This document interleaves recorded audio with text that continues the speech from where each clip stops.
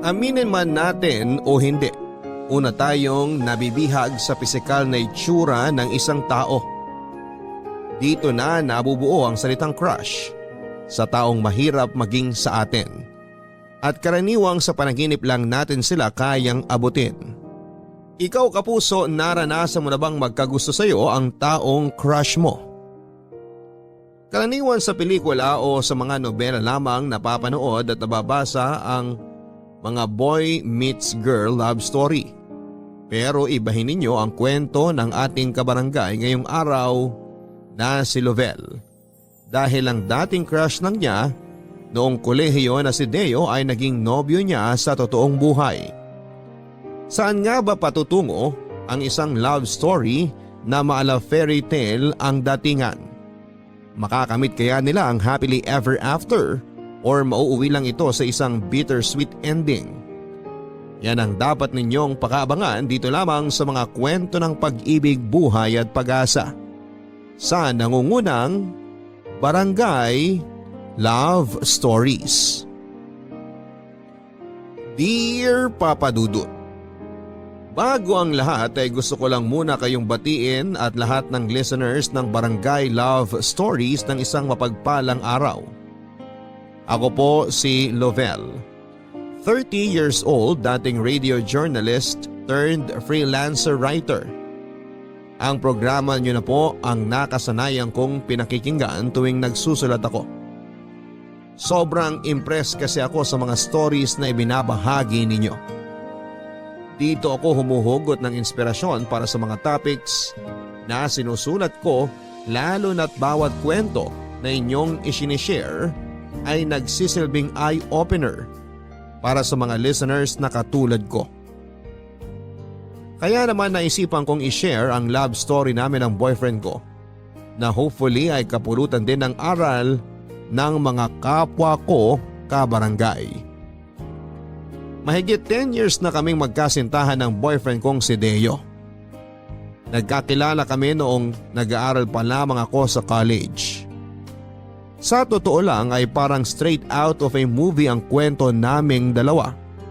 Kung saan ang isang average looking girl na tulad ko ay na-fall sa isang heartthrob na mahirap abutin. Mass comm student ako samantalang HRM naman ang kurso ni Deo. Ako yung tipo ng tao na academic achiever.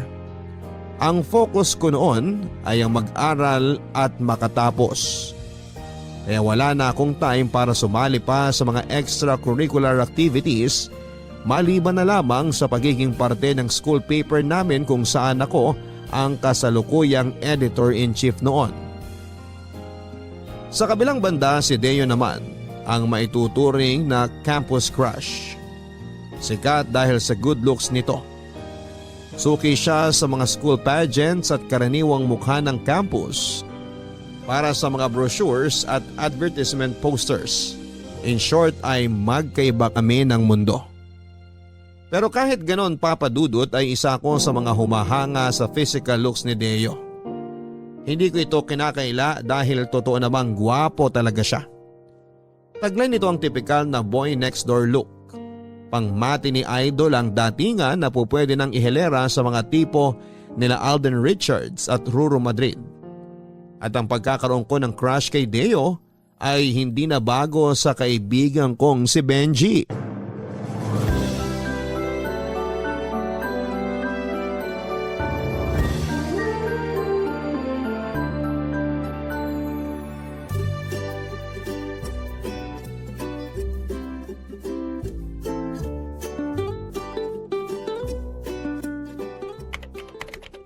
Naririnig mo ba yun? Ang alin? Yung sigaw ng subconscious ko. Gusto na raw niya manood ng pageant sa gym. Hay nako Benji, kahit anong sabihin mo, hindi kita papayagan. May deadline tayo. Next week na ang printing ng school paper 80% pa lang ang natatapos natin. Ang KJ mo talaga. Hindi ka na naawa sa akin? Foundation day pa naman ngayon. Tapos pinagtatrabaho mo ako rito sa office. Para saan pat naging associate editor ka kung hindi mo ako tutulungan dito? Eh kasi naman, pwede naman nating ipagawa na lang to sa mga first year at second year. Palibasa wala sa bokabularyo mo ang salitang enjoy eh. Hindi ka pa ba sawa sa foundation day? Paulit-ulit lang naman na ginagawa yan eh. Senior na tayo. Ilang beses na nating naranasan yung foundation day na yan. Hayaan mo na yan sa mga freshmen, sila nang mag-enjoy dyan. Paano naman ako? Hindi ko ba deserve mag-enjoy? Pageant na nga lang libangan namin mga bakla, pagkakait mo pa. Ano ba kasing maganda sa pageant na yan? Sa totoo lang nagsasayang lang sila ng budget para dyan eh. Sound system, stage design, premyo at kung ano-ano pa. Kung ginamit na lang sana nila yung pera sa mas makabuluhan, di sana happy ang lahat. At talagang pinanindigan mo na yung pagiging KJ mo ha? Sis, isang beses sa isang school year lang foundation day. It's for us to enjoy. Isang araw para kalimutan ang pressure sa academics at enjoy ang campus life. Kahit na. Para sa akin gastos lang yan. Daming alam? Ganito na lang. Paano kung ako na lang magsulat ng news tungkol sa pageant? Tapos pwede ako magsulat ng editorial tungkol doon. May nakatoka na para dun. At may nasulat na akong editorial. Ano ba yan? Gusto ko talaga manood ng pageant. Si Axel pa naman pambato ng department natin. Talaga ba? Sabagay, cute rin naman si Axel. Pero I doubt kung matatalo niya si Deo. Sasali ulit si Deo? Oo, hindi ka aware? Diyos mio, ano ka ba naman? Anong klaseng admirer ka? Hindi mo alam ang mga ganap sa buhay ng crush mo? Hindi naman po kasi ako stalker na tulad mo. Sis, campus journalist ka. Dapat alam mo ang mga nangyayari sa buhay ng mga famous people dito sa school. Tulad na lang ni Deo. Hindi naman sa kanya umiikot ang mundo, no? Mas maraming important issue dito sa campus na dapat pagtuunan ng pansin. Katulad na lang ng pagtaas ng tuition fee. Hindi yung kung sinong manalo dyan sa pageant na yan. Ay sus, oo na. Pero alam mo, history in the making yung pageant ngayon. Alam mo kung bakit? Kasi kapag nanalo si Deo, ibig sabihin, back to back win ang lolo mo. Wala pang nakakagawa niyan ever dito sa campus. Oh, pwede mo i-feature yan pang centerfold. Oo nga, no? Pwede rin. Oh, di ba ang galing ko? Di nabawasan na ng isa mga problema natin. Kung mananalo siya. Pero feeling ko hindi siya mananalo this time. Ako? Kay Deo ako kahit na taga-ibang department siya. Gusto mo pustahan tayo? Kapag nanalo si Deo, gagawa mo siya ng feature story at ikaw ang mag-i-interview sa kanya. At kapag natalo siya, Libre kita ng lunch. sige, lunch for 1 week ah. Uy, OA ha. 3 days lang. Grabe to. Okay, call. Ihanda mo na yung budget mo. Dahil kahit itaga mo pa sa bato, matatalo yung si Deo. Papadudod si Deo ang nanalo ng araw na yon. At dahil hindi naman ako umuurong sa usapan ay wala akong ibang choice kundi ang gawin ang pangako ko kay Benji na interviewin si Deo. Magandang ang topic ang pageantry at kung ano ang kinalaman nito sa pag-aaral ng mga estudyante. Pwede kong gamitin ang pagkapanalo ni Deo para i-feature siya at may singit ang ilang issues ng school. Kung tutusin bilang EIC ay pwede ko namang iutos sa mga feature writers namin ng interview para kay Deo.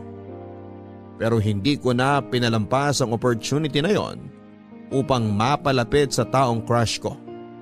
Kahit na kunwari ayaw ko sa trabahong ibinigay sa akin deep inside, ay nakaramdam ako ng kilig.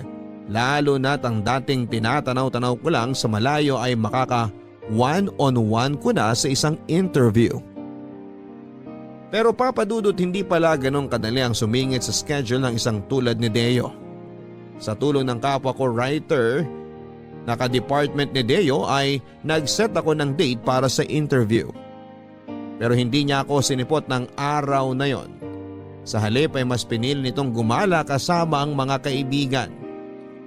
Sinubukan kong iset ulit ang interview sa ibang araw. Pumayag naman siya sa nasabing date pero pagdating ng araw na yon, ay nasa practice pala siya ng kanilang basketball team. Hindi ko alam na sakit sa ulo pala yung pinasok ko noon, papadudot. Dahil papalapit na ang deadline ng school paper namin at sa susunod na linggo naman ay exam week na ay wala na akong choice kundi ang kapalan ang mukha ko. Sa gitna ng klase nila Deo ay pinagpaalam ko siya sa professor nila para wala na siyang takas.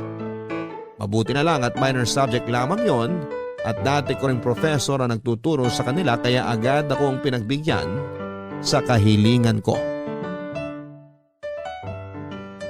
15 minutes lang ang paalam ko sa'yo kaya mabilisan lang to ha. Mind reader ka ba? Ha? Ang sabi ko, mind reader ka ba? Kasi nabasa mo kung ano laman ng utak ko eh. Kanina kasi nag-i-imagine ako. Paano kaya kung may chicks na biglang sisingit sa gitna ng klase para ipagpaalam ako? Tapos, boom! Dumating ka. Dumating ako kasi hindi mo ako sinisipot. Dahil sa'yo na-delay trabaho namin sa office. Imbis na nagre-review na kami para sa exam, naghahabol tuloy kami. Oh, bakit kasalanan ko? Sasali-sali kayo sa ganyan tapos kapag busy yung i-interviewin nyo kasalanan namin?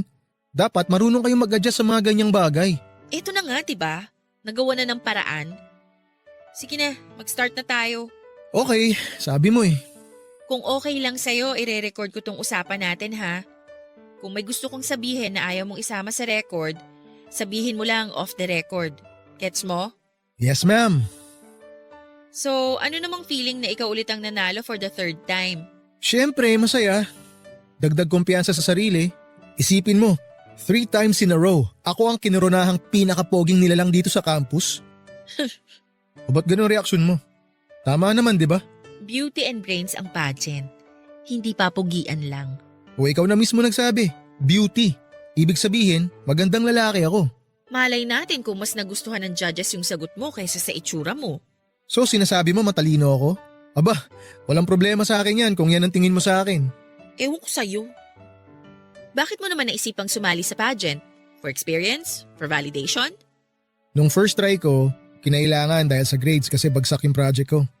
Nung second time naman, ni-request ng dean namin. Siguro naman narinig nyo na sa college nyo yung pagiging competitive ng dean namin.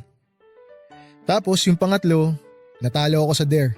Hindi ko kailangan sumali sa mga pageant for validation. Alam ko naman na may tsura talaga ako eh. Grabe yung self-confidence mo ha? Medyo mataas pong tingin natin sa sarili natin ano?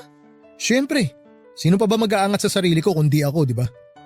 Medyo may pagka-narcissist ka rin. Pero sige, next question. Sa tingin mo, anong connection ng pageantry sa pag-aaral? Bakit yearly may mga ganitong events? Sandali. Napaka-unfair naman ito. Bakit ikaw lang ang nagtatanong? Dapat ako rin may chance magtanong sa'yo. Hindi naman to job interview eh. Pero ikaw yung topic, hindi ako. Kahit na, nakadalawang tanong ka na eh. Dapat ako rin magtanong. Ano namang itatanong mo sa akin? May boyfriend ka na ba? Wala. Wala akong boyfriend. Wala akong time para dyan. Bakit naman wala? By choice or no choice? By choice. Kasi wala yan sa priority list ko. 2 tanong na yun Ikaw naman, sagutin mo yung tanong ko kanina. Pageant sa campus? Anong connection? Hindi ko alam. Bakit hindi admin ang tanungin mo? Pero ito, opinion ko lang to Siguro ginagawa ang mga pageant sa campus for entertainment. Isa pa, natuturuan yung mga student na maging competitive, maging confident, tsaka matuto rin na tumanggap ng pagkatalo kung sakali. Yung pagiging sport kumbaga. Mga bagay kasi yun na hindi tinuturo sa classroom kasi wala sa libro. Pero hindi ba yan ang role ng… Oops, ako naman magtatanong. Anong hinahanap mo sa isang boyfriend? Alam mo, nagsasayang lang tayo ng oras sa ginagawa mo Sagutin mo na lang yung mga question ko para matapos na tayo rito. Kung sumagot ka na sana, tapos na tayo, di ba? Sige na. Anong ideal guy mo? Ang ideal guy ko, yung maayos kausap, marunong magseryoso kung kinakailangan at hindi nagsasayang ng oras. Okay. Madali lang akong kausap. Pero na notebook mo.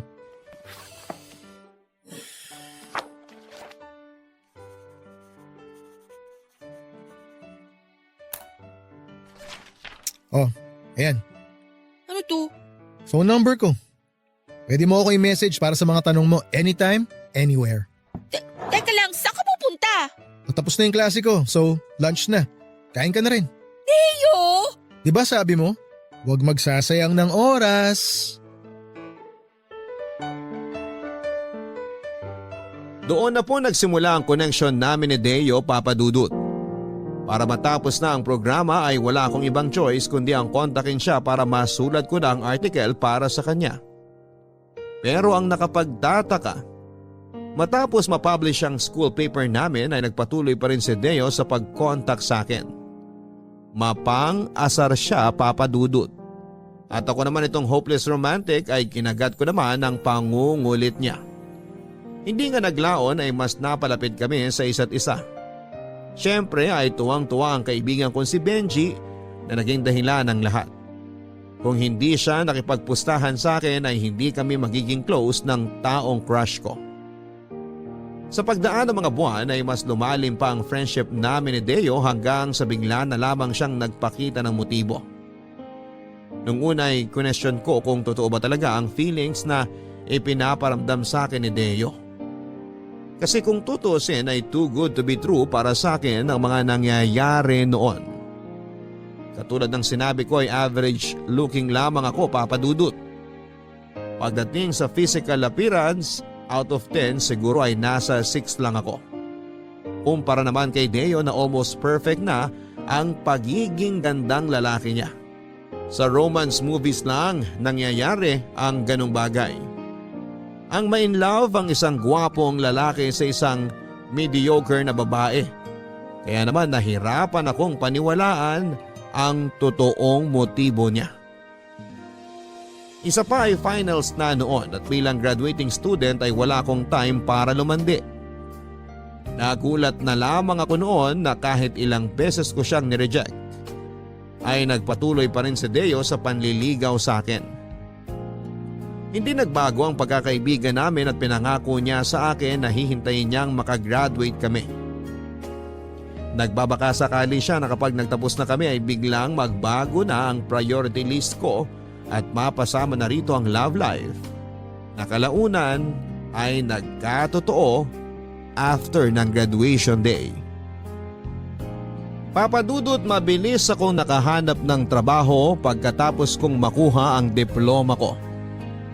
Recommended kasi ako ng mga professor ko noon at maganda naman ang record ko kaya nakuha ko bilang news writer para sa isang local radio station dito sa lugar namin. Dahil tapos na sa pag-aaral at may trabaho na rin ay pinagbigyan ko naman ng sarili ko na pumasok sa isang relasyon. Nang mga panahon na yon ay exclusively dating na kami ni Deo na hindi ako iniwan kahit na wala pa siya sa priority list ko. Sa moment na yon ay napatunayan ko, Papa Dudut, na totoo nga ang intensyon sa akin ni Deo. Hindi naglaon ay sinagot ko rin siya. Product manager na noon si Deo. Sa kabila ng pagiging chill at happy-go-lucky nito ay magaling si Deo sa maraming bagay. Kaya naman hindi na nakapagtataka na mataas kaagad ang naging posisyon nito sa trabahong pinasukan niya. Papadudot, tumagal kami ng halos 6 na taon bilang magkasintahan ni Deo. Nang mga panahon na yon ay may mga pagkakataong napapaisip pa rin ako kung paano ko napaibig ang isang katulad ni Deo na halos nasa kanya na ang lahat. Parang kailan lang noong palihim ko pa siyang ninanakawan ng tingin na para bang bituing mahirap abutin. Tapos biglang boyfriend ko na siya. Pero kung tatawagin niyo akong swerte sa pag-ibig ay nagkakamali kayo dahil kaakibat ng pagkakaroon ng gwapo, madiskarte at boyfriend na may stable na buhay ay ang pagkakaroon ng agam-agam na maaari siyang lapitan ng tukso na nagkalat lamang sa paligid-ligid. Ang layo ng tingin. Ang lalim ng iniisip. Anong meron, te? Problemado ka? Ha?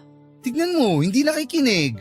Nakwento ko na buong buhay ko rito, hindi ka pala nakikinig. Sorry, may iniisip lang ako. Tulad ng, anong iniisip mo dyan at parang tulala ka? Iniisip mo ba kung paano makamit ang world peace? Hindi, no. Sige na, tuloy mo na yung kwento mo. Tapos na ako. Ikaw naman magkwento. Anong meron? Wala naman talagang problema pero nababother lang talaga ako eh. Nababother saan? Ganito kasi yun. May company dinner yung team nila Deo kahapon. Tapos tinag siya sa mga pictures. So syempre nakita ko.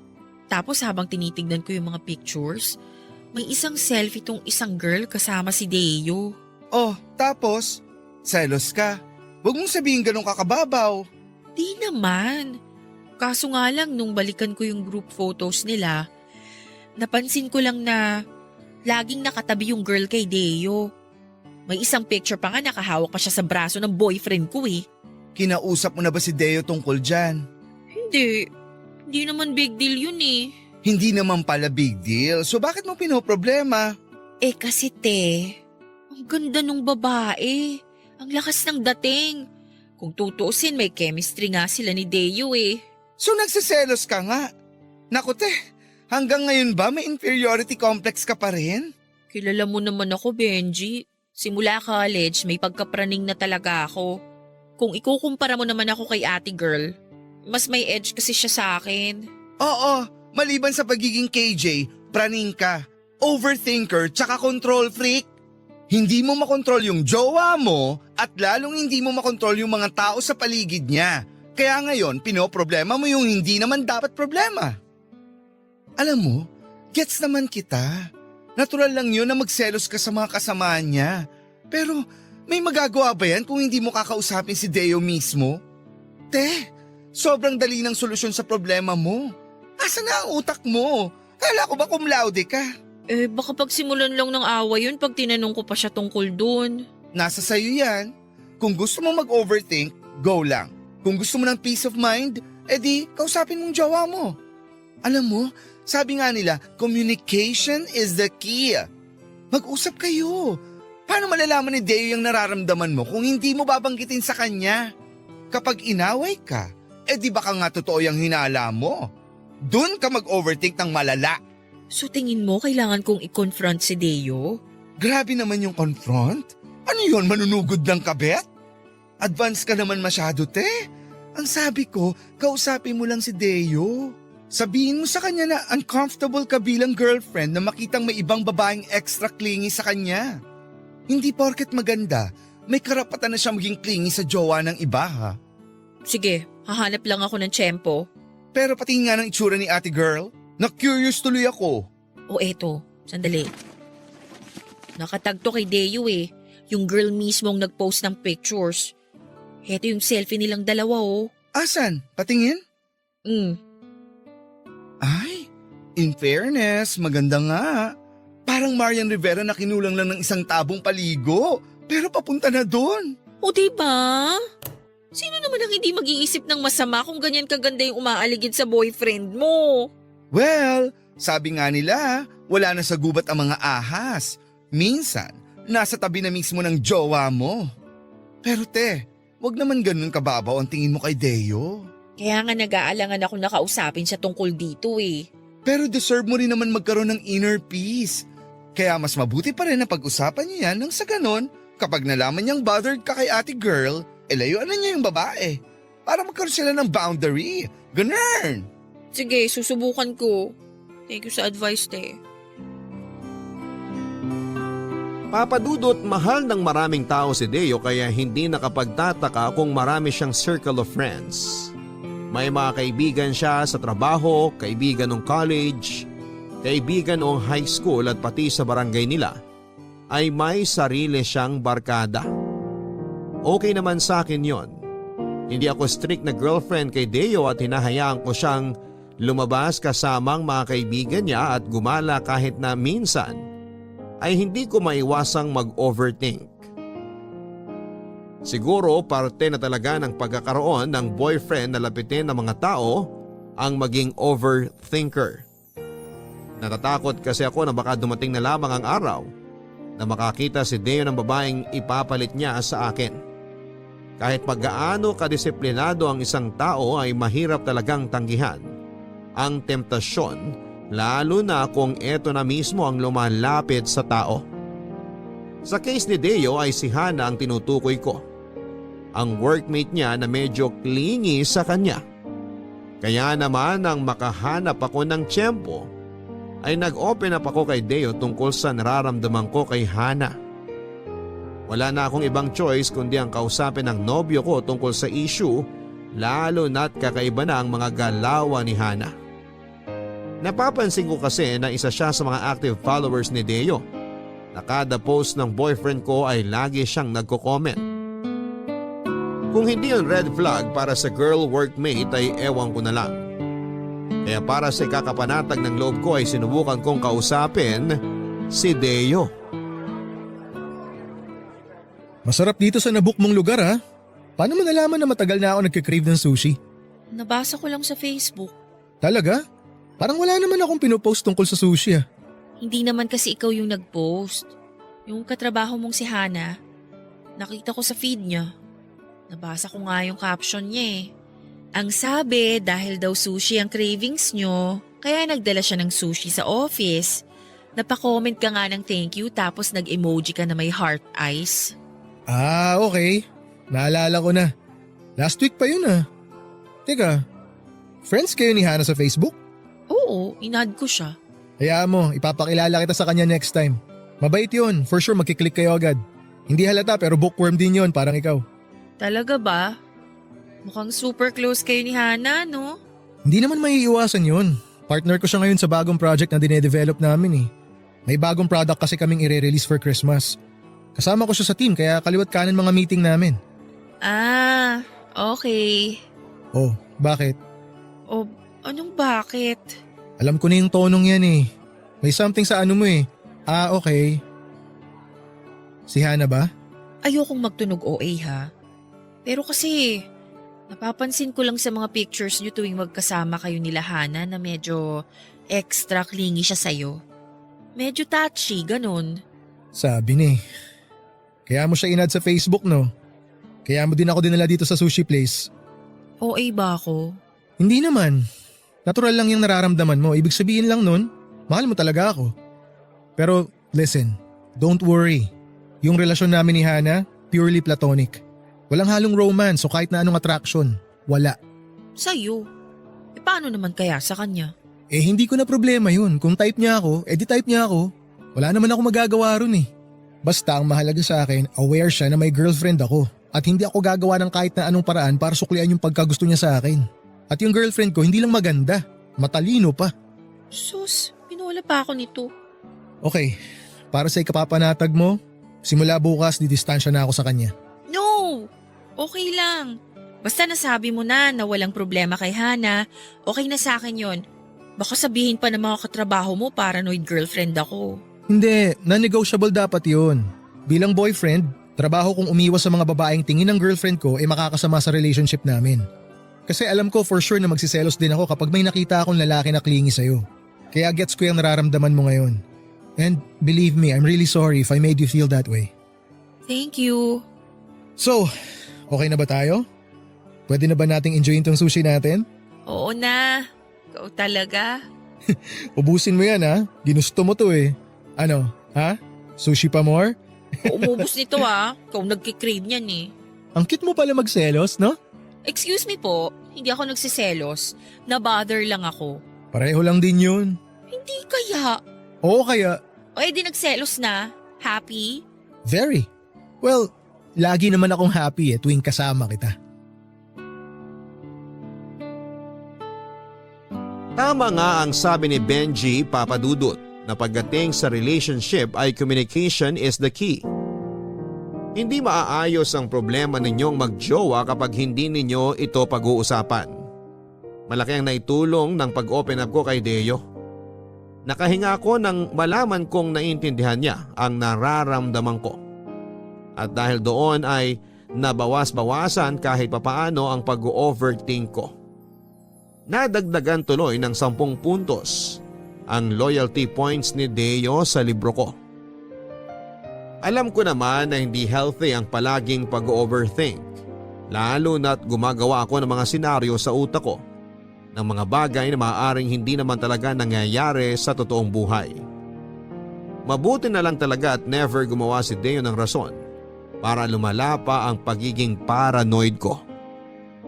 Matapos i-release nila Deo ang bagong produkto ng kanilang kumpanya, ay hindi na nagkasama pa sina Deo at Hana sa mga sumunod na projects nito. Ganun pa man, ay hindi pa rin natigil ang pagiging social butterfly ng nobyo ko. Dahil nga pinapalibutan siya ng maraming kaibigan, ay mayat maya ang paggala nito sa labas. Nasanay na nga ako sa tuwing Biyernes at Sabado ng gabi ay lagi itong nasa bar kasama ang mga tropa niya. Wala namang kaso yon sa akin, Papa Dudut, dahil sa ilang taong pagsasama namin ay ipinakita at pinaramdam sa akin ni Deo na ako lang talaga ang babaeng mahal niya. Pinanghawakan ko ang mga pangako niya sa akin at pinagkatiwalaan ko siya ng buong puso na kailanman ay hindi niya ako lolokohin. Sa pamamagitan ng tiwala sa isa't isa ay tumagal ang relasyon naming dalawa ni Deo ng mahabang panahon. Pero ang hindi namin inakala ay paparating pa pala ang pinakamabigat na pagsubok sa aming relasyon na aming haharapin na muntik nang ikasira ng relasyon naming dalawa.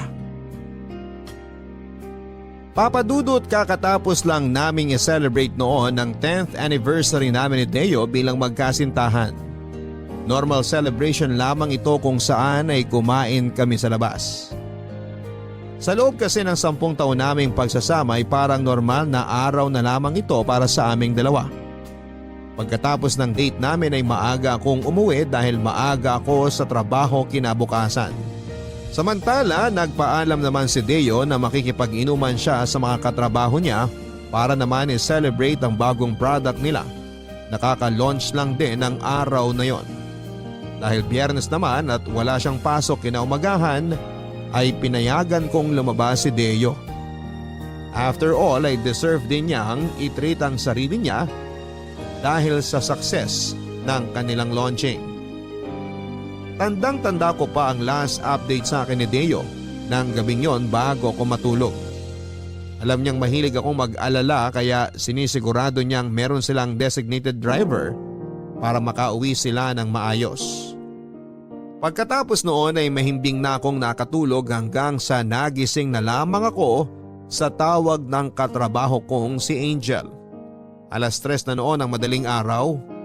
Kasalukuyan daw na nasa police station si Angel para mangalap ng balita nang makita nito ang police report tungkol sa banggaan ng isang pick-up at SUV. Malungkot niyang binalita sa akin na 2 sa sakay ng pick-up ang dead on the spot. Samantalang ang isa naman ay critical sa ospital.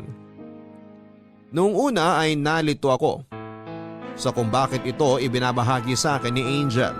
Tumigil na lamang ang mundo ko nang banggitin niya na isa umano si Deo sa mga sakay ng pick-up. Angel, may balita ka na ba? Na-confirm na po ng pulis yung 2 namatay. Si Kuya Deo raw po yung nandito sa ospital ngayon. Thank God. Nasaan na kaya siya? Okay na ba siya? Wala pang balita, ate eh. Sabi ng pulis na first responder, grabe raw yung tinamo niya. Akala nga nila patay na siya pero nung pulsuhan may nakita pa. Sa sitwasyon daw niya kanina, himala nga raw na nakasurvive pa siya eh. Ano ba kasing nangyari? Nakuha mo na ba yung police report? Nag-counterflow yung pickup na sinasakyan nila. Tapos bumangga sa kasalubong na SUV. Dead on the spot daw yung driver. Yung kasama nila sa likod, sinubukang i-revive ng paramedic kaso hindi na raw nakasurvive. Nakausap na ng pulis yung ibang kasamahan nila. Galing daw sila sa bar. Lasing daw yung driver ng pickup. My gosh! Sabi nang huwag mag-drive ng lasing eh! Lavel, ano nang balita kay Deo? Benji! Critical daw siya! Saan ba kasi sila galing? Akala ko ba kayong 2 ang magkasama? Di ba nga anniversary nyo? Umuwi ako ng maaga kasi nga maaga ang call time ko bukas. Kaya ayun, pinayagan ko siyang sumama sa mga katrabaho niya kasi magsi-celebrate daw sila. Excuse me. Ate Lovell, baka gusto mong ako na mag-relay na hindi ka muna makakapasok ngayong araw? Ako na lang sasalo sa ibang reports mo. Thank you, Angel. Babawi ako sa'yo. Wala yun. Ang mahalaga nandito ka kasama ni Kuya Deo. Kailangan ka niya ngayon. Isasama ko siya sa prayers ko. Maraming salamat. Ate, maiwan ko na muna kayo ah. Una na ako. May aasikasuin lang ako sa office. Sige, Angel, mag-ingat ka ha. Benji! Kasalanan ko to eh. Sana hindi ko na lang siya pinayagang lumabas. Aksidente yung nangyari. Walang may kasalanan. Walang may gusto nun. Hindi eh. Kung bakit ba kasi nag-drive pa kung alam naman nilang lasing pala? Diyos ko naman. Napakasimpleng bagay. Dapat pinigilan ni Deo yung kasama niya eh. Nadamay tuloy siya. Huwag na tayong magsisihan. Nangyari na yung nangyari. Dapat sinabihan ko na lang siya na mag-taxi pa uwi eh. Eh di sana hindi nangyari yon. Kahit anong gawin mo, hindi na magbabago yung nangyari. Tapos na yon, okay? Mag-focus ka na lang sa present. Alam mo kung anong dapat mong gawin? Ang gawin mo ngayon, magdasal. Humingi ka ng tulong kay Lord na sana ma-survive ni Deo tong nangyayari ngayon. Reggie, paano kung kunin na niya sa akin si Deo? Hindi ko kaya. Magtiwala ka lang kay Lord. Ngayon mo kailangang tatagan ang pananampalataya mo. Magpakatatag ka. Alam kong lumalaban ngayon si Deo. Hindi ka iiwan nun. Yun pa. Kaya sana huwag ka rin mawala ng pag-asa. Sana panaginip lang to. Kung panaginip to, gusto ko nang magising. Kumalma ka lang, okay? Tingnan mo nga. Magkaiba pa yun na isuot mong tsinelas. Sobrang nagpanik na talaga ako kanina eh. Hindi ko alam kung anong uunahin ko. Basta kinuha ko na lang lahat ng nakita ko tapos dumiretso na ako dito sa ospital. Nga pala, natawagan mo na ba parents ni Deo? Oo, pupunta na raw sila dito. Salamat ha, sinamahan mo ko rito. Ano ka ba? Para saan pat naging kaibigan mo ako kung hindi kita masasamaan sa mga ganitong oras? Papadudod sa awa ng Diyos ay naging matagumpay ang operasyon kay Deo. Inabot na kami ng umaga nang matapos ang operasyon at ibalita sa amin ng doktor na successful ang operation. Halos manlumo ako nang makita ko ang sinapit ng boyfriend ko. Dahil sa lala ng tinamo nito ay kinailangang putulin ang parehong binti nito na naipit sa sasakyan. May tama rin sa ulo at muka dahilan upang magkaroon ng 15 stitches sa kanyang pisngi papunta sa kanyang ulo. Nasira din ang jawline at ilang ngipin din ang naalis. Ayon sa police report ay hindi raw nakasuot ng seatbelt si Deo ng oras ng aksidente kaya humampas siya sa dashboard ng sasakyan. Papadudot hanggang ngayon ay malaki pa rin ang pasasalamat ko kay Lord dahil binigyan niya ng ikalawang buhay si Deo. Yun nga lang sa pangalawang buhay ay nakuha nito ang maraming pagbabago. Kasabay ng pag-iba ng itsura ni Deo ay ang unti-unti rin nagbago ang kanyang ugali. Ang dating Deo na puno ng self-confidence ay biglang kinahiya ang kanyang sarili. Mula sa pagiging masiyahin at makulit ay naging malungkutin at tahimik na lamang siya. Dahil dito ay mas pinili niyang mag-resign na lamang sa trabaho. Ilang buwan din siyang nagpagaling hanggang sa nag-decide siyang pumirmi na lamang sa kanilang bahay. Para bang ibang Deo na. Ang kasama ko noon at ang dating Deo na minahal ko ay nawala na simula noong mangyari ang aksidente.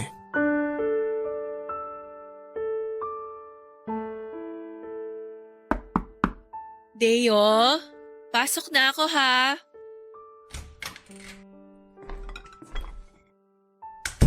May masakit ba sa'yo? Sabi ni tita hindi ka na naman daw kumakain. Hindi ka raw nag-dinner kagabi tapos hindi ka rin nag-breakfast kanina. Hindi pa ako gutom. Ako nagluto ng lunch. Niluto ko yung favorite mo, Bicol Express. Ano bang ginagawa mo rito? Wala ka bang trabaho? Lunch break namin. Naisip ko na dito na lang mag-lunch kasi tinawagan ako ni tita. Nag-aalala raw siya sa'yo kasi hindi mo ginagalaw yung pagkain mo. Paano ako kakain kung wala naman akong gana? Kaya nga tinatanong kita kung may masakit pa sa'yo. Bakit naman wala kang ganang kumain? Ewan, basta wala lang akong gana. Deo naman. Nakikita mo ba tong itsura ko, Lavelle? Habang buhay na ako dito sa lecheng wheelchair na to. Paano pa ako mabubuhay ng ganito? Ha? Wala na akong mga paa. Wala na akong muka. Wala na akong silbi. Yun ang dahilan kung bakit wala akong gana kumain. Mas gugustuhin ko na lang na mamatay sa gutom kaysa mabuhay ako ng ganito. Huwag mo namang sabihin yan. Marami ka pang pwedeng gawin sa kabila ng sitwasyon mo. Dapat nga ipagpasalamat mo na nabigyan ka ng second chance na mabuhay ulit eh. Second chance mabuhay? Matatawag mo ba to na second chance tong sitwasyon ko ngayon? Baldado na ako. Habang buhay na akong aasa sa mga tao. Sabihin mo nga sa akin, anong klaseng buhay yon? Ha? Anong klaseng buhay to? Nasa iyo naman kasi kung aasa ka sa mga tao sa paligid mo o hindi. Sa totoo lang, kaya mo naman talagang maging independent kahit ganyan ka. Ayaw mo lang gawin kasi hanggang ngayon, hindi mo pa rin matanggap ang nangyari. Naiintindihan kita. Mahirap ang pinagdadaanan mo. Pero hanggang kailan ka magkakaganito? 9 months na yung lumipas simula nung naaksidente ka. Kung ano ka nung unang araw ng pag-uwi mo dito sa bahay nyo, ganun ka pa rin hanggang ngayon. Paano ka makakabangon kung hindi mo tutulungan ang sarili mo? Wala ka nang matutulong sa akin. Alam mo kung bakit? Kasi wala na akong kwenta. Isang tao lang ang makakatulong sa sarili mo. Ikaw mismo. Huwag mo kong artihan na para bang ikaw may pinakamalalang problema sa mundo. Hindi ka na bata, Deo. Kung alam mo lang napakaraming tao dito sa Pilipinas ang naghihirap. Tulad mo, marami mang kulang sa kanila pero alam mo kung anong ginagawa nila? Nagsusumikap pa rin sila. Kahit na literal na gumagapang ang iba dyan para lang buhayin hindi lang ang sarili nila, kundi pamilya nila.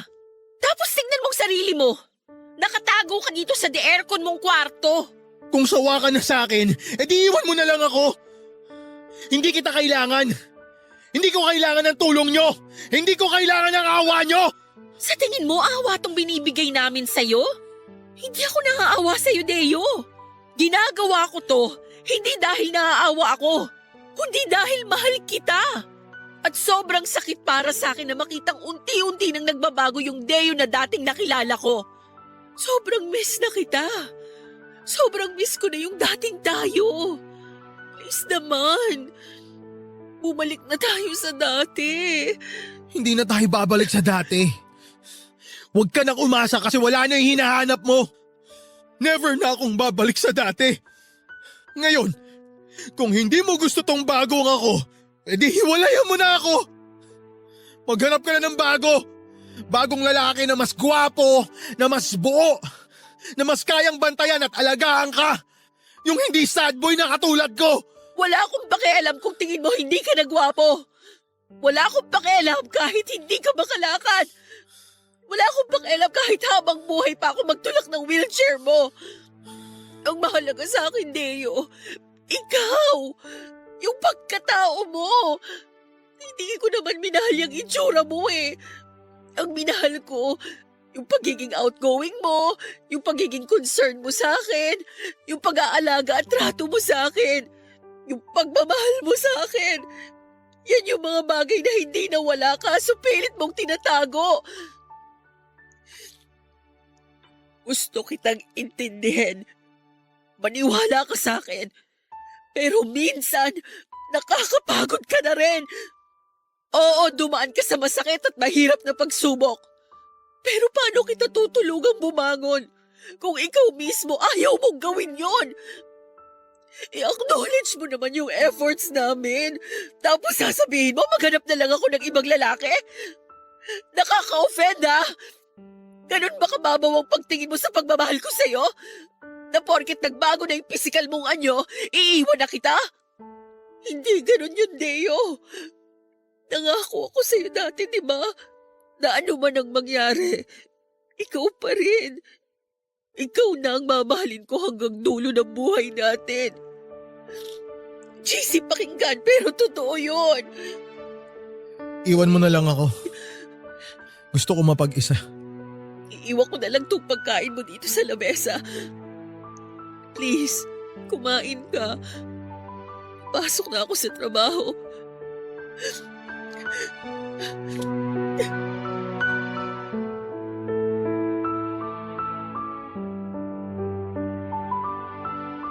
Papadudod sa kabila ng mga sinabi ko ng araw na yon ay wala pa rin nagbago sa ugali ni Deo. Mas lalo pa itong na-insecure na baka isang araw ay bigla ko na lamang daw siyang ipagpalit sa iba. Sa mga sumunod na buwan ay mas naging seloso si Deo. Bawat lalaking nakakasalamuha ko ay pinag-iisipan niya ng masama. Alam ko naman sa sarili ko na hindi ko magagawang mag-cheat kay Deo. Pero at some point ay naintindihan ko rin siya dahil minsan na rin akong nalagay sa kinakatayuan niya. Naalala ko tuloy noong nagselos ako sa katrabaho niyang si Hana. Natakot din ako noon na baka ipagpalit niya ako sa mas maganda kesa sa akin. Nagselos lang naman ako noon dahil mahal ko siya at siguro'y ganun din siya ngayon na nagsiselo sa ibang lalaki dahil mahal niya ako. Hinabahan ko na lamang ang pasensya ko, Papa Dudut. Pero habang tumatagal ang relasyon namin ay masyado nang nagiging controlling si Deo sa puntong nakakasakal na. Ayaw niya akong payagang lumabas. Kung lalabas man ay may time limit naman. Dumating pa nga sa puntong pati social media accounts ko ay hinihingan niya ng password para lamang mapatunayang hindi ako lumalandi sa ibang tao. Nang panahong yon ay tuluyan na ngang nagbago ang Deo na nakilala ko. Ginawa ko naman ang lahat pero sa huli ay tao lang din ako na napapagod. Kahit gaano pa kahaba ang pasensya ko ay may hangganan din ito, Papa Dudut. Sobra na noong naging toxic ang relationship namin na pati trabaho ko ay apektado na kaya nang minsang muling maghamon si Deo nang hiwalayan ay tinutuo ko na ito. At nakipaghiwalay na ako sa kanya, Papa Dudut. Papa Dudut, nagawa ko lang namang makipaghiwalay kay Deo dahil sa galit. Para kasing feeling ko ay hindi niya nakikita ang efforts ko. Lagi na lang niyang napapansin ang mga mali at pagkukulang ko. Tuwing may hindi kami pagkakaintindihan ay palagi niyang ginagamit ang estado niya para ibaling sa akin ang problema.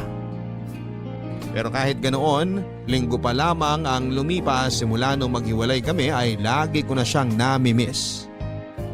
Siguro nga ay ganoon talaga kapag mahal mo ang isang tao. Kahit gaano pa siya kaproblemado at katoxic, ay hindi mo pa rin siya maiwasang bigyan ng second chance. Exactly 3 weeks na noon simula nang nangyari ang hiwalayan. Sobrang miss ko na noon si Deo. Pero pilit kong pinipigilan ang sarili ko dahil kapag ako ang nakipagbalikan sa kanya, ay mawawalan lang ng saysay ang point na ipinaglalaban ko sa kanya. Hinayaan ko siyang mag-isip at binigyan ko siya ng space. Naghintay ako na siya ang gumawa ng first move pero ang 3 linggo ay naging 1 buwan. Ilang beses na akong natempt na makipag-usap muli sa kanya pero kapag nakipagbalikan ako at wala pa ring magbabago ay magiging pointless lang ang hiwalayan namin. Katulad ng dati tuwing nagkakaroon ako ng problema sa love life ay muli akong humihingi ng advice sa best friend kong si Benji. At sobrang naliwanagan ako nang muli kaming nagkausap at nag-open up ako sa kanya, Papa Dudut. So kumusta naman ang pagiging single? Eto, sobrang hirap mag-adjust. Ang daming nagbago sa routine ko. Wala na akong ina-update, wala na akong ginu-good morning at good night. Basta, hindi ko feel na single ako ngayon.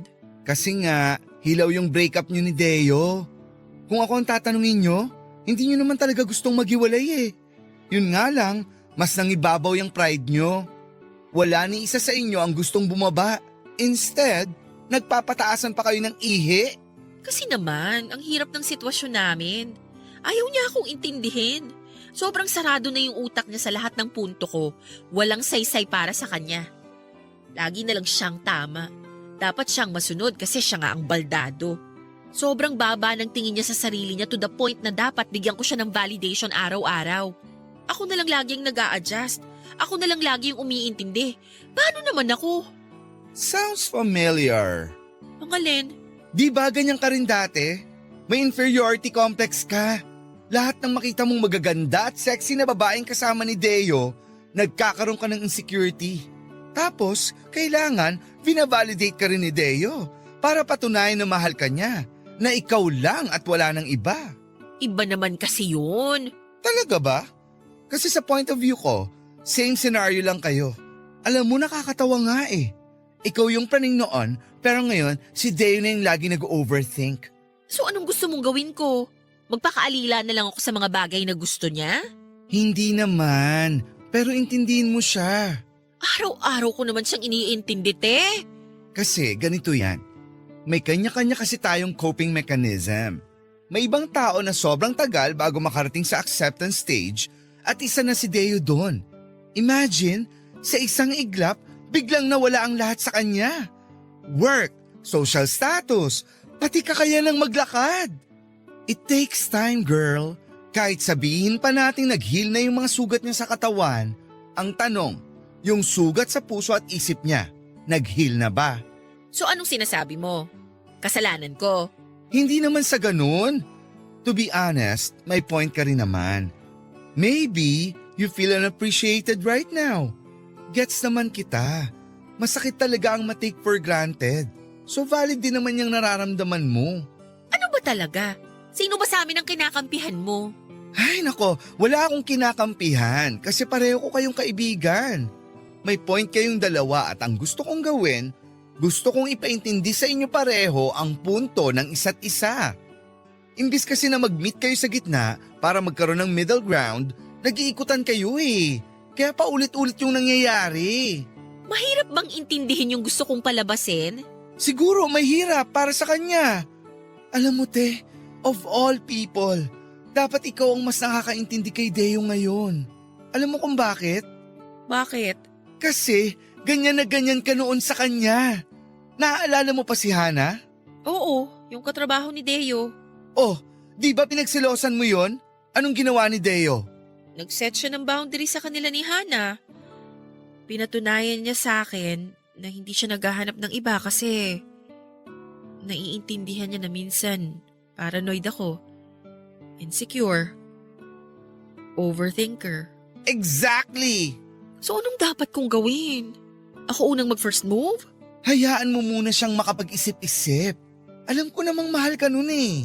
Kapag na-realize na niya kung ano or sino ba talaga ang priority niya, gagawa at gagawa ng paraan yon para maibalik ang relasyon nyo. Pero ang tip ko lang ha, kapag nagkabalikan na kayo, try to compromise. Pag-usapan nyo ang gusto mo at gusto niya, ang ayaw mo at ayaw niya. Para sa ganun hindi na kayo magkaroon ng misunderstanding. Yun lang yun. E paano kung ayaw niya na talaga sa akin? Maniwala ka sa akin. Hindi ka niya basta-basta pakakawalan. Hayaan mo siya magpakalalaki. Hello, ako pa ba? Kilalang kilala ko na kayong dalawa. Simula pa lang, alam ko nang kayo ang destined para sa isa't isa. Ay, talaga ba? Hayaan mo, kakausapin ko siya. Thank you ah. Hulog ka talaga ng langit.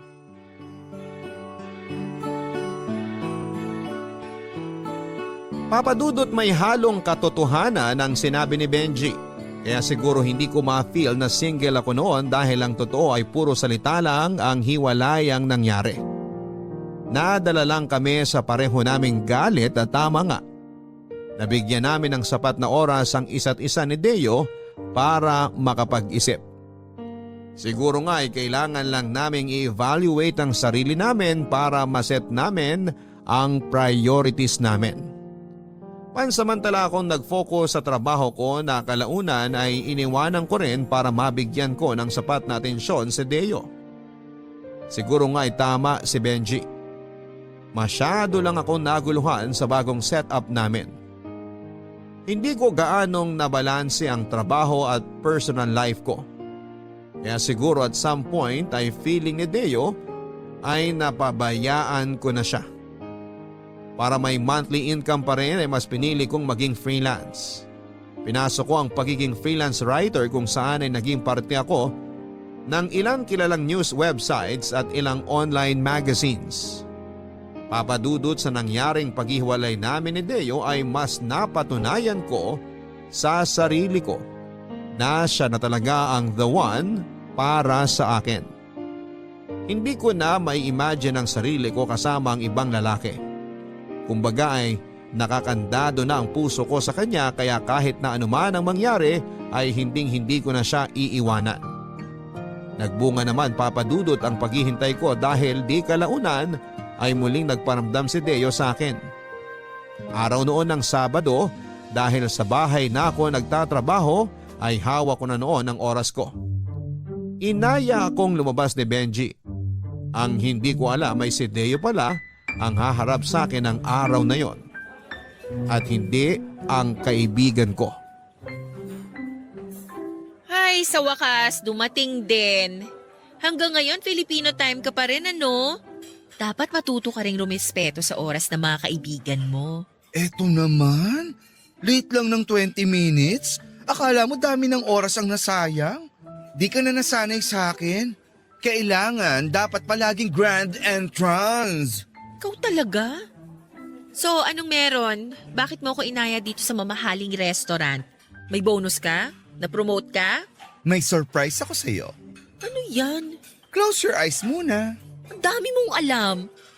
O eto, nakapikit na ako. Naku, umayos ka, Benji, ha? Mamaya prank pala to, naku. Wait lang, may kukunin lang ako sa labas. Pumikit ka ha, matatagalan to ng konti.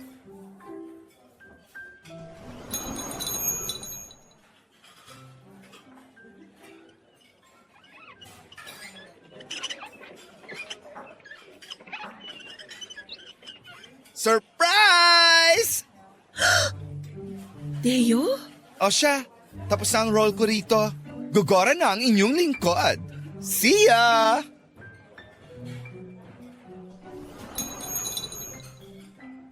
Hi. Hello? Anong ginagawa mo rito? Actually, kinuntsaba ko lang si Benji. Naiya talaga ako mag-chat sa'yo eh. Baka kasi galit ka pa rin sa akin. Hindi naman ako galit sa'yo. Siguro, may tampo lang ng konti. Sorry ah. Sorry din. Ako dapat ang mag-sorry sa'yo kasi kinulang ako ng pasensya. Dapat sa sitwasyon mo, ako yung mag-adjust kasi alam kong hanggang ngayon nahihirapan ka pa rin. Hindi. May karapatan ka magtampo o magalit o kung ano man. Tama ka naman eh.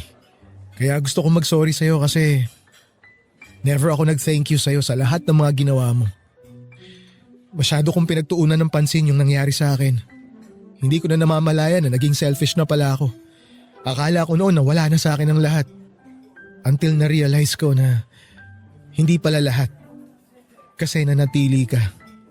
Nung nag-aagaw buhay ako, nung nagpapagaling ako, nung depressed ako, palagi kang nandyan sa tabi ko. So, thank you. Thank you for staying, Lovell. Girlfriend mo ko eh. Maliban sa pamilya mo, asahan mo na mananatili talaga ako sa tabi mo. Kaya nga sobrang na-guilty ako nung naghiwalay tayo. Iniwan kita kahit alam kong nahihirapan ka. Pinairal ko kasi yung pride ko eh. Kinulang ako sa pangunawa. Pero promise ko sa'yo, starting today, hindi na kita iiwan. Promise ko rin na ibabalik ko yung dating Deo. Yung dating Deo na minahal mo. Hindi man 100% pero I will do my best. Gagawin ko ang lahat para hindi ka na ulit umalis sa tabi ko. So ito nga yung compromise na sinasabi ni Benji. Ha? Ano yun? Wala. Nag-usap kami kasi before ni Benji. Pinaintindi niya sa akin yung sitwasyon mo. Talaga? Kasi kinausap ko rin siya eh. Wala na ako ibang matakbuhan nun. Gustong gusto na kitang tawagan kaso naunahan ako ng hiya. Nahiya ako sa mga pinagagawa ko sa'yo. Kaya ayun, kinausap ko si Benji para magtanong kung ano ba ang dapat kong gawin. You mean, si Benji lang pala talaga ang sagot sa problema natin? Parang ganun na nga. Bang klase ah. Alam mo, baka angel in disguise talaga yung si Benji. Alam mo ba, siya yung dahilan kung bakit tayo nagkakilala in the first place. Really? Paano? Long story. Umorder na muna kaya tayo ng food. Wait lang. May gusto lang sana ako itanong sa'yo. Ano yun? Teka lang ah. Nasaan na ba yung box?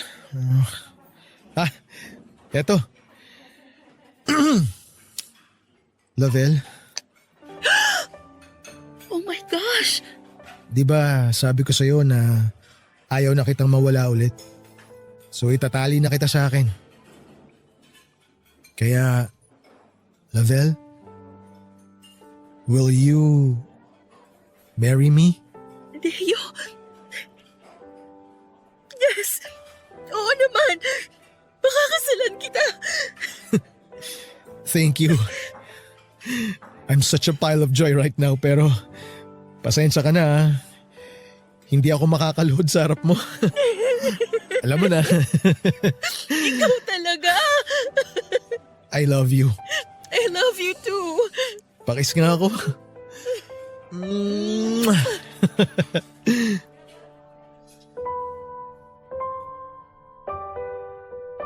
Papa Dudut, sa sumunod na taon kami nagpakasal ni Deo. Private and intimate ang nangyaring pag-iisang dibdib kung saan ang mga kamag-anak at close friends lang ang imbitado.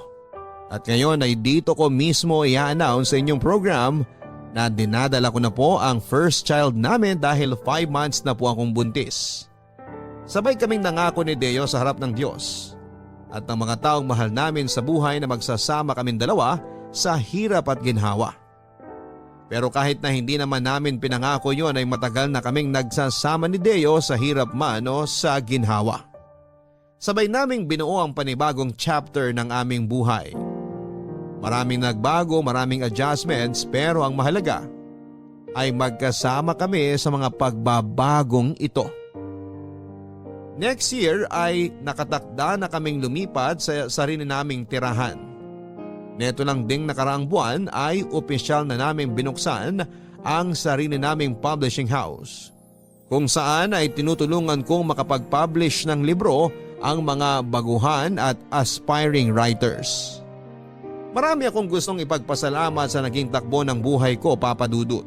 Una sa lahat ay salamat sa Panginoon dahil sa kabila ng mga pagsubok na ibinigay niya sa relasyon namin ni Deo ay sunod-sunod naman ang blessings na ibinahagi niya sa aming dalawa.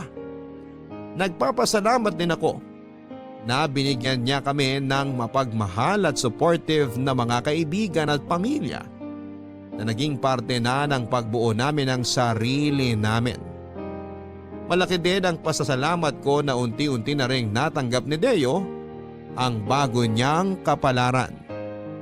Masaya ako na sa akin siya humuhugot ng lakas at motivation para magpatuloy sa buhay sa kabila ng mga nangyari.